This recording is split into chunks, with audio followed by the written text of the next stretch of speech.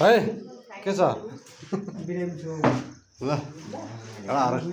व्यस्त छ खसी काट्नलाई खसी चाहिँ खोइ खसी ल खसी काट्ने हाकिम यो हो यस्तो गरेर नि खसी खानु परेछ ल गाडी सब ल ए खसीको आन्द्रा भुँडीभित्रको र छाला बाहिर खान्छ ती सबै यही हो सफा गरेर चाहिँ ए अर्को यता यता हेर त के अरे करुवा लामा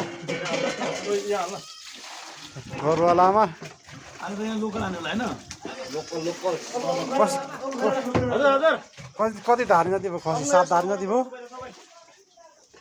दियो एक तराई ओ पाकिसकेको छ म त सुते भएपछि त यहाँ यो त भुटान आइटम हो अनि नेक्स्ट आइटम बन्छ